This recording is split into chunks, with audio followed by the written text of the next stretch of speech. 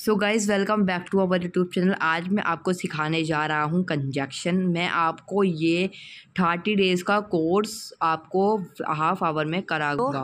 Without wasting time start करते हैं। What is the conjunction?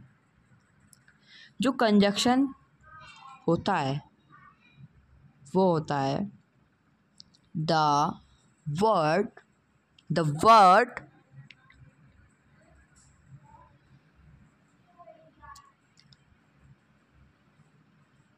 which are used to the word which are used to join two phrases, two words, sentences, phrases। क्या हो गया? sentences, phrases।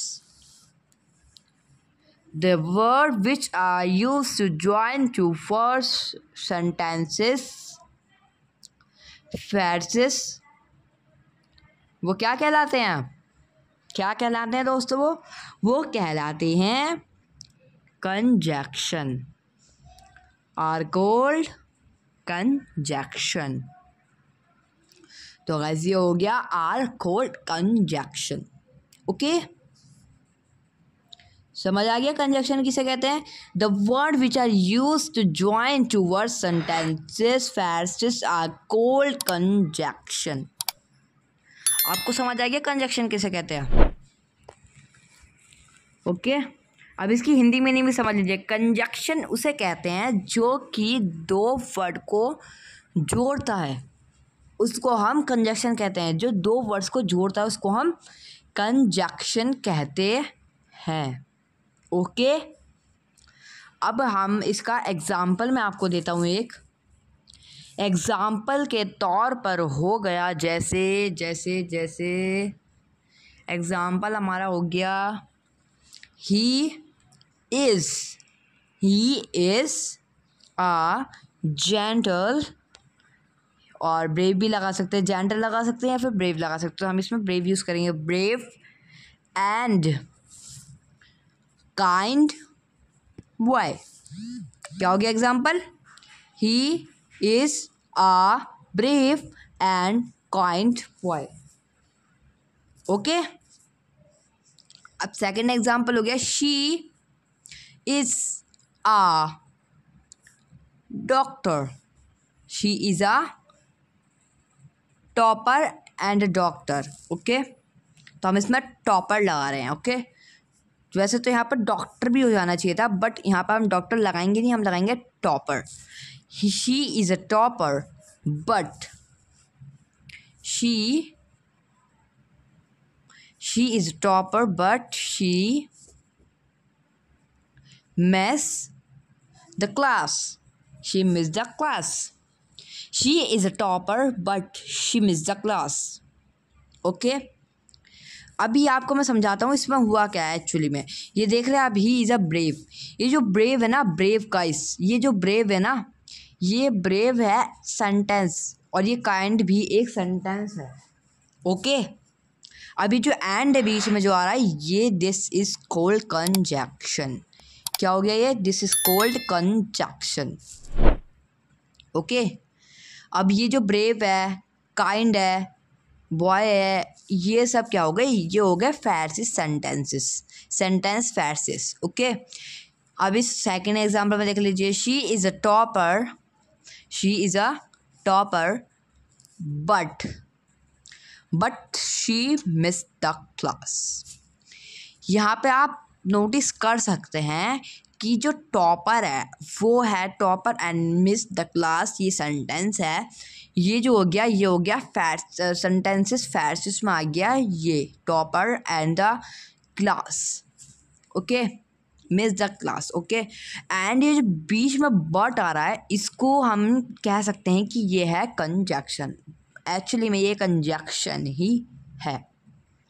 Okay, अभी आपको समझ आया conjunction किसे कहते हैं? अभी ये आपको हो गया क्लियर। अब चलते हैं हम आगे की तरफ। अब आप यहाँ पर गौर से देखिएगा कि मैं आपको क्या सिखा रहा हूँ। अब यहाँ पर देखिए, दो असामान्य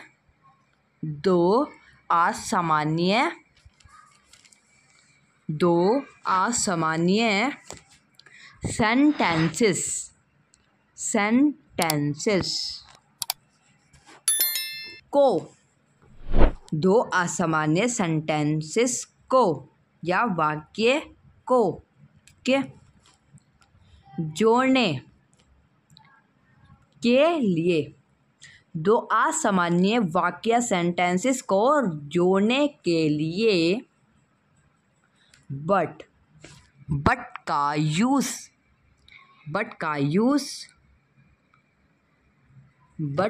यूज़ किया करते हैं या फिर किया जाता है। दो असामान्य वाक्यों को जोड़ने के लिए बट का यूज़ किया जाता है। ओके, इन सभी का प्रयोग, दो असामान्य वाक्यों को जोड़ने के लिए इन सभी का प्रयोग होता है। आप देखिएगा अभी नीचे मैं आपको दिखाता हूँ कि किन किन चीज़ों का यहाँ पर यूज़ होता है अपने सेंटेंसेस को जोड़ने के लिए। ओके, चलो, पहला हो गया बट। क्या हो गया? पहला हो गया बट, जो मैंने आपको अभी अभी बताया था। दो असामान्य वाक्यों को जोड़ने के लिए बट का यूज़ होता है, इन सभी का प्रयोग होता है। ओके, बट, लेकिन, ओके, तो बट होता है मतलब कि जैसे मैंने आपको अभी एक सेंटेंस सिखाया, मतलब बताया था, she is a topper but she miss the class. तो उसी तरीके से ये हो गया, मतलब कि हम दो असामान्य सेंटेंसेस वाक्यों को जोड़ रहे हैं उसमें, जैसे कि आपको पहले ही बता चुका हूँ मैं। अब यहाँ पर देखते हैं हम येट। क्या हो गया?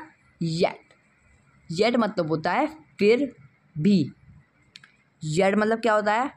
फिर भी।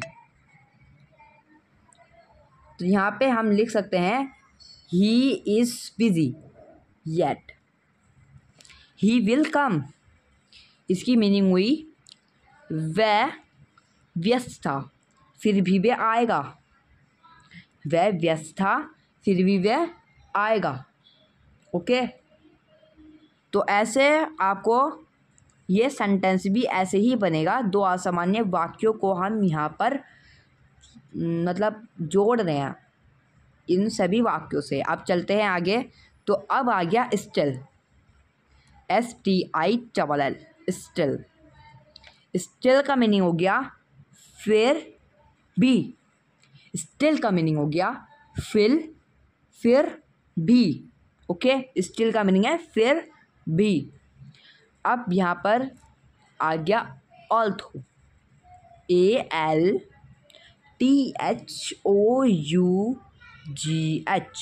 ऑल्थो। ओके, ऑल्थो की मीनिंग होती है गाइस यद्यपि। ऑल्थो की मीनिंग होती है यद्यपि। अब इसमें मैं आपको यही सेंटेंस में बताता हूँ, although he is busy he will come.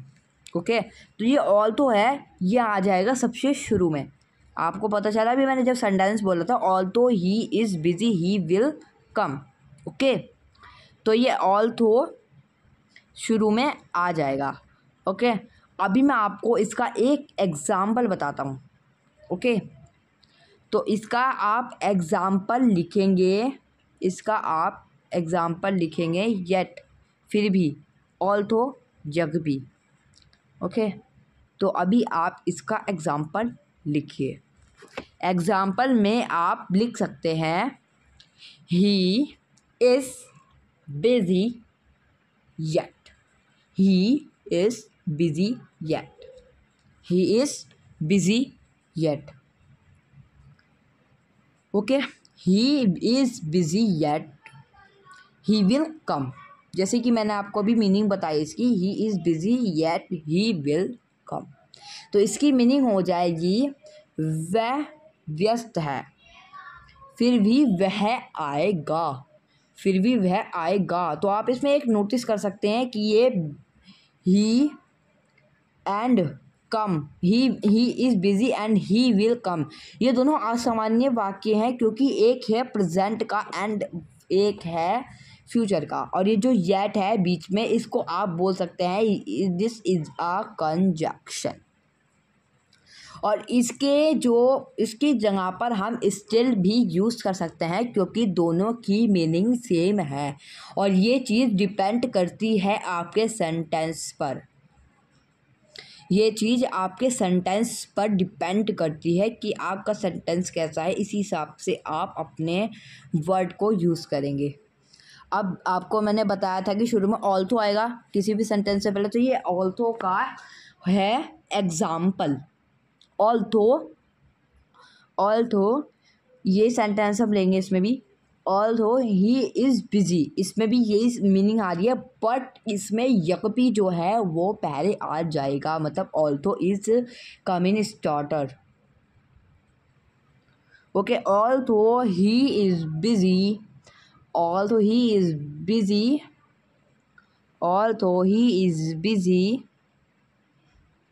he will come, although he is busy, he will come आएगा। सॉरी गाइस, यहाँ पे will का आप कर लीजिएगा, ये मेरे से गलती से हो गया।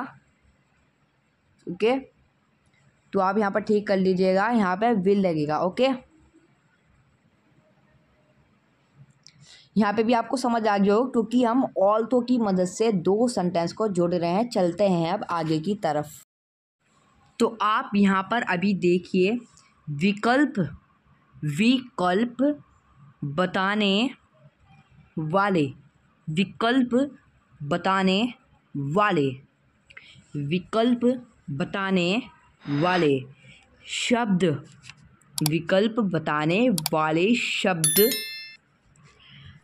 विकल्प बताने वाले शब्द के साथ, विकल्प बताने वाले शब्द के साथ neither, nor, neither nor, विकल्प बताने वाले शब्द के साथ neither nor, ना तो ना, ना तो ना, ना तो ना। ओके, विकल्प बताने वाले शब्द के साथ neither nor, ना तो ना, neither nor की मीनिंग होगी ना तो ना, either और, either और। विकल्प बताने वाले शब्द के साथ neither nor का यूज़ होता है, ना तो ना, एंड होता है either और का यूज़। मैं भी यहाँ पर either और लगाऊंगा, either और, या तो या, either और, या तो या। ओके, अदरवाइज, अदरवाइज नहीं तो, अदरवाइज नहीं तो। जैसे कहते हैं नहीं, सीरियल में कहते हैं ना, सीरियल में, नॉर्मल लाइफ में भी हमारी चलती है, या तो तुम मेरा काम करो, नहीं तो अदरवाइज, नहीं तो। या फिर हम ऐसे भी कह देते हैं, मतलब हम इंडियस करते हैं, इंग्लिश एंड हिंदी इंक्लूड करते हैं आपस में, तो ऐसा मेरे को सही नहीं लगता है, बट हम करते हैं। ये मैं भी करता हूँ, मैं ऐसे नहीं कह रहा हूँ कि सभी करते हैं, मैं भी करता हूँ। अदरवाइज नहीं तो, अदरवाइज नहीं तो। ओके, ये सब क्या है? कंजक्शन है। क्या है? कंजक्शन है। ये सब कंजक्शन है। या तो आप इसे अलग से लिख सकते हैं, मतलब अपनी लैंग्वेज में लिख सकते हैं, विकल्प बताने वाले शब्द के साथ neither nor, नहीं तो नहीं, either या तो या, अदरवाइज नहीं तो, इनके साथ ये सब कंजक्शन है। क्या लिखेंगे? ये सब कंजक्शन है। आप लाइन में इंक्लूड कर सकते हैं। ओके, मेरे बोर्ड में स्पेस कम है बट मैं नहीं लिख रहा हूँ इस वजह से ही। एग्जाम्पल पर आप लिख सकते हैं, क्या लिख सकते हैं? एग्जाम्पल पर आप लिख सकते हैं कम इन और गेट आउट, कम इन और get out. Okay, come in और गेट आउट। तो गाइज आप यहाँ पर ज़रा लगा लीजिएगा क्योंकि मैंने यहाँ पर और नहीं लगाया है, ऊपर एदर से पहले, नैदर से पहले, सॉरी नैदर से पहले विकल्प बताने वाले शब्द के साथ और आ जाएगा यहाँ पर। कम इन और गो आउट, ये आप समझना मत, ये और अलग है नैदर से। ओके, कम इन और गेट आउट, या तो अंदर आओ या फिर बाहर जाओ।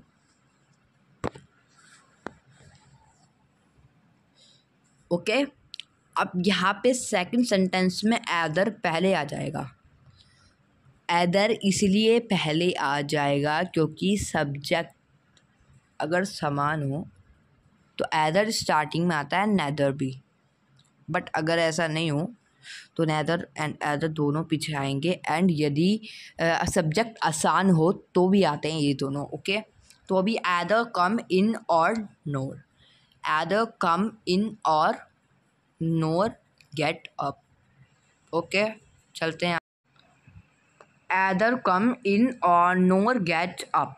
ओके, एदर नोर इन और get up. He is neither a teacher. He is neither a teacher. He is neither a teacher.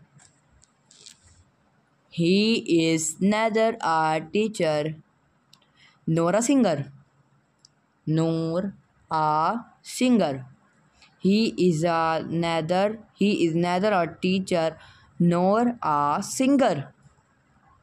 Okay, तो इसमें जो ये है, मतलब जो हमारा नैदर है, ये सब्जेक्ट के बाद आया है। क्यों आया है? क्योंकि जो सब्जेक्ट है वो अलग है। चलते हैं, बट यहाँ पर मैं आपको बताऊँगा नोट्स आप ध्यान से अच्छी राइटिंग में लिखना है, आपको पूरी कॉपी बना लेनी है ऐसी ही। और कॉपी में आप जितनी अपने ग्रामर की ना कॉपी अलग ही बनानी है। अब बढ़ते हैं, चलो देखते हैं। अगर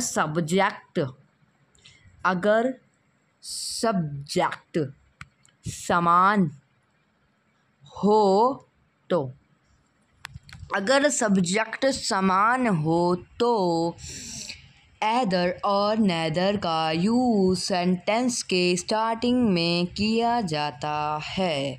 अगर सब्जेक्ट समान हो तो एदर और नैदर का यूज़ सेंटेंस के स्टार्टिंग में किया जाता है। अगर सब्जेक्ट समान हो तो एदर और नैदर का यूज़ सेंटेंस के स्टार्टिंग में किया जाता है। नैदर का यूज़ सेंटेंस के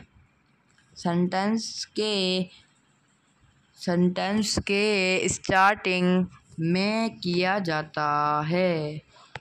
स्टार्टिंग में किया जाता है।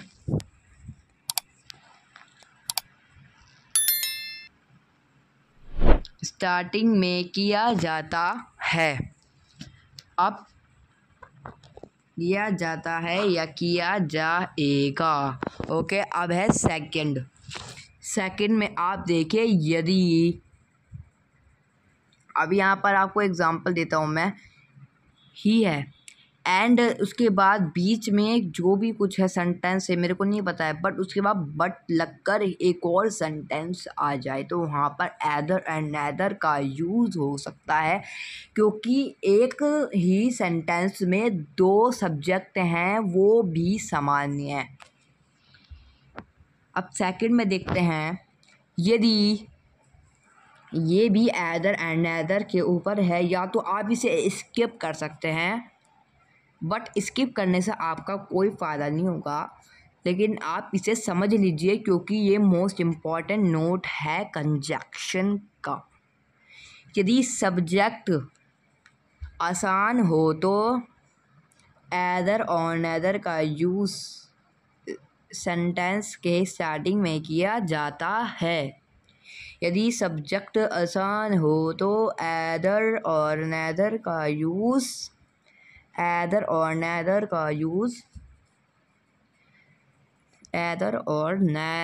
यूज़ सेंटेंस के, क्या हो गया बच्चों, सेंटेंस के दोस्तों एदर और नेदर का यूज़ सेंटेंसेस या सेंटेंस के स्टार्टिंग में किया जाता है, जो कि आपको शुरू की लाइन में दिया गया है। आप इसे ही रीराइट कर लीजिए, मतलब स्टार्टिंग में किया जाता है, जो मैंने यहाँ पर गैप लगाया है आप इसको लिख लीजिए। स्टार्टिंग में किया जाएगा या किया जाता है। उम्मीद करता हूँ आपको यहाँ तक समझ आया होगा और आगे तक भी आपको समझ आए। मैं आपको पूरी तरीके से कोशिश करूँगा समझाने की। अब बढ़ते हैं तीसरे नोट की तरफ। रीज़न का रिज़ल्ट या परिणाम आपको पता होगा रिज़ल्ट की मीनिंग होती है परिणाम। रीज़न का रिज़ल्ट परिणाम बताने वाले, रीज़न का रिज़ल्ट परिणाम बताने वाले रीज़न का रिज़ल्ट परिणाम बताने वाले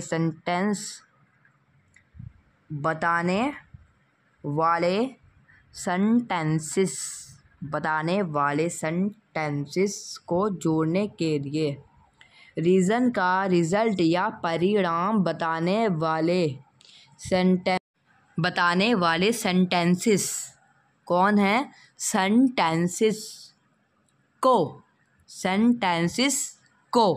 रीज़न का रिज़ल्ट परिणाम बताने वाले सेंटेंसेस को जोड़ने के लिए, रीज़न का रिज़ल्ट परिणाम बताने वाले सेंटेंसेस को जोड़ने के लिए,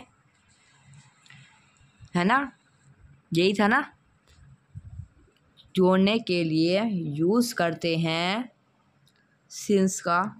और जो सिंस की मीनिंग होती है गाइस, वैसे तो आपको टेंस में पढ़ाया गया होगा, अभी मैं आपको टेंस की वीडियो अपलोड नहीं किया हूँ, तो बाद में मैं करूँगा। ओके। सिंस क्योंकि, बट ये सिंस जो है ये present perfect continuous past and future में यूज़ होता है। सिंस प्रेजेंट परफेक्ट कॉन्टिन्यूअस के प्रेजेंट पास्ट फ्यूचर, मतलब जो उसमें लगता है प्रेजेंट लगता है या पास्ट लगता है या फ्यूचर लगता है, बट इसमें जो शुरू में रहता है वो होता है present perfect continuous. Perfect continuous होता है, बस उससे पहले पास्ट फ्यूचर या प्रेजेंट कुछ भी डाल, और उसकी मीनिंग बहुत समझना होता है, मतलब टेंस को बहुत समझना होता है मुश्किल। सिंस क्योंकि, बिकॉज की भी मीनिंग होगी क्योंकि, जो कि आपको ऑलरेडी नो है। ये कंजक्शन है गाइस, कंजक्शन है ये। आप ये मत समझना कि ये जो मीनिंग है इनकी हमेशा से ही सिंस की मीनिंग क्योंकि ही रहेगी, क्योंकि कंजक्शन में ऐसी बहुत सी मीनिंग है जो कि अलग फुलट हो सकती है। ये मैं नहीं कह रहा हूँ कि मैंने ऐसा बोला है, ये गूगल की तरफ से भी है। सिंस क्योंकि, बिकॉज क्योंकि, एस क्योंकि, फॉर क्योंकि, इन सब की मीनिंग है क्योंकि। और ये मैंने पहले भी पढ़ा था जब मैं ट्यूशन टाइम में था। देयरफॉर की मीनिंग होती है इसलिए, एंड सो की भी मीनिंग होती है इसलिए। देयरफॉर की मीनिंग होती है इसलिए, एंड सो की भी मीनिंग होती है इसलिए। हैंस की भी मीनिंग होती है इसलिए, हैंस की भी मीनिंग होती है इसलिए। ओके गाइस, रीज़न का रिज़ल्ट परिणाम बताने वाले सेंटेंसेस को जोड़ने के लिए सिंस। अब बढ़ते हैं आगे की ओर। का यूज़ होता है, इन सब का यूज़ होता है। एग्जाम्पल में आप ले लीजिए, it was warm so it was warm, so I opened the window. I opened होगा opened, OPENED, opened। मेरी प्रोनाउंसिएशन इसमें थोड़ी सी मतलब रॉन्ग है, तो आप इसको अपने तरीके से बोलना सीखिए। I open the window, only on open में मेरी मीनिंग ऐसी है, बट और सब में ठीक है, आप बेफिक्र होकर मेरे पर विश्वास कर सकते हैं। It was warm, so I open the window. I open the window. Since, यहाँ पे सिंस जो है ये पहले आ गया, बिकॉज, एज फॉर, ये सब भी पहले ही आ सकते हैं, बट हो सकता है कभी कभार ही होता है ऐसा। Since it was warm, I opened, since it was warm, I opened the window. I opened the window. Since it was warm, I opened the window. अब यहाँ पे जो तीसरा है ये है नोट, नॉट एग्जाम्पल। ये है नोट जो कि आप यहाँ पर डाल सकते हैं, या फिर आप इसको नोट सेक्शन में अलग से डाल सकते हैं। मतलब आपने नोट लिख लिया, सिंस लिख लिया, बिकॉज लिख लिया, इसके बाद आपने एग्जाम्पल भी लिख लिए, आप इसमें डाल सकते हैं एक्स्ट्रा नोट डालकर आप लिख सकते हैं ऐसे, या फिर लास्ट में भी लिख सकते हैं जब पूरा टॉपिक ख़त्म हो जाए तो भी इसमें लिखते हैं हम। इफ़ की मीनिंग होती यदि, यदि या फिर अगर। इफ़ यदि हमेशा, इफ़ यदि हमेशा स्टार्टिंग में यूज़ होता है। इफ़ यदि हमेशा स्टार्टिंग में यूज़ होता है। इफ़ की मीनिंग यदि हमेशा स्टार्टिंग में ही यूज़ होता है। यदि, अब देख लिए आप यहाँ पर एक एग्ज़ाम्पल देखिए, एग्ज़ाम्पल देखिए आप यहाँ पर एक, if you play, if you play well, if you play well, if you play well, if you play well, you will win, you will win the, दी या दा इसकी मीनिंग होती है। ओके गाइस, ये दी है या दा है, THE है, मैच। इसकी हिंदी मीनिंग हुई यदि आप, यदि तुम अच्छा खेलोगे तो तुम ये मैच जीत जाओगे। मैं आई होप आपको ये भी बहुत अच्छे से समझ आया हो पूरा नोट। बढ़ते हैं हम आगे की तरफ। ओके, आगे की तरफ हम बढ़ते हैं, और इसमें मैं आपको कुछ ऐसे नोट्स दूंगा जिसको आप मोस्ट इम्पॉर्टेंट टर्मिनल में रखेंगे। मोस्ट इम्पॉर्टेंट टर्मिनल में लिखेंगे, इसको आप लिखेंगे मोस्ट इम्पॉर्टेंट नोट्स।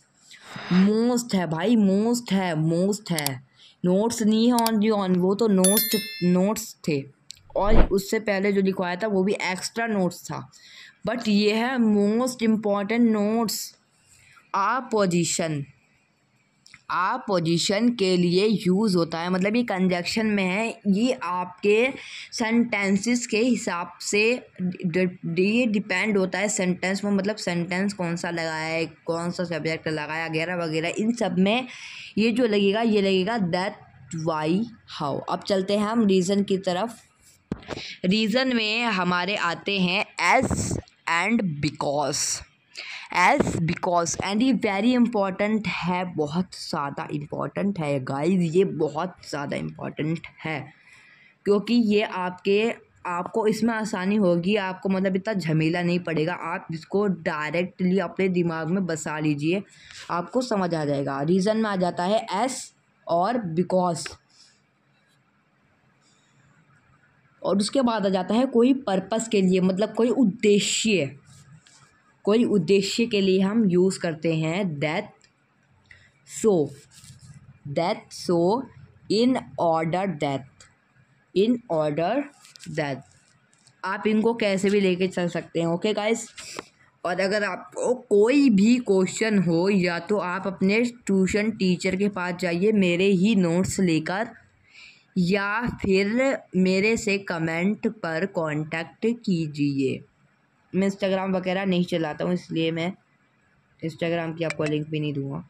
इफ़ेक्ट में आप लिख सकते हैं दैट। उसके बाद आप लिख सकते हैं कंडीशन। कंडीशन में आप लिख सकते हैं इफ़ की मीनिंग होती है यदि, and provided. If and provided, PROVIDED, if and provided. उसके बाद आता है कॉन्ट्रास्ट। कॉन्ट्रास्ट में हम यूज़ कर सकते हैं थो एंड ऑल। थो एंड ऑल थो।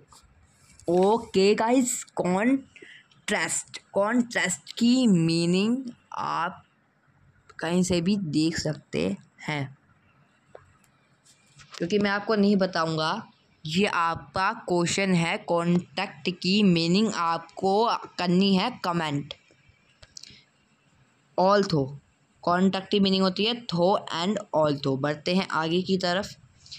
फिर आ जाता है यहाँ पर कंपैरिजन। क्या आ जाता है? कंपैरिजन। इसके बाद हमारे 3 और है, मैनर, टाइम, प्लेस। इसको लिखवाने के बाद ये भी तो यहीं एंड हो जाएगी। कंपैरिजन, कंपैरिजन में एस यूज़ होता है। As much as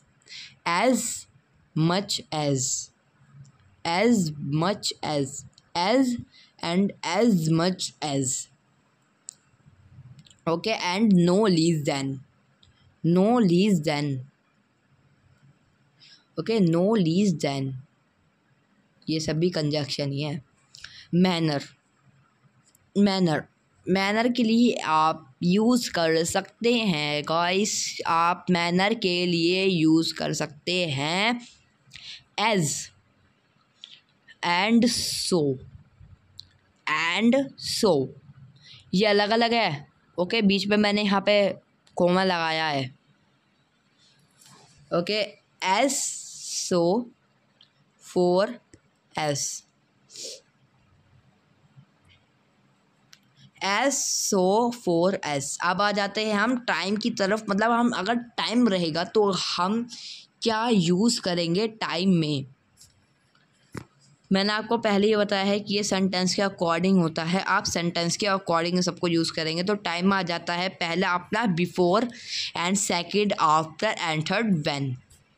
before, after, when. उसके बाद आ जाता है हमारा प्लेस, मतलब स्थान। टाइम मतलब हो जाता है समय। मैनर आपको पता ही है, कंपैरिजन भी आपको पता है, कॉन्टेक्स्ट भी आपको पता है, कंडीशन भी, इफेक्ट भी, पर्पस भी, रीजन भी, अपोजिशन भी। Place, where and whenever, इसमें only on, where and whenever ही यूज़ होता है। प्लेस में यूज़ होता है when, where and whenever. I hope आपको ये सही से समझ आया होगा। तो प्लीज़ हमारे चैनल को like, subscribe and bell notification को ऑल पर सेट कर दीजिएगा, जिससे आपको हमारी वीडियो की नोटिफिकेशन मिल जाएगी मैसेज के थ्रू। Bye bye.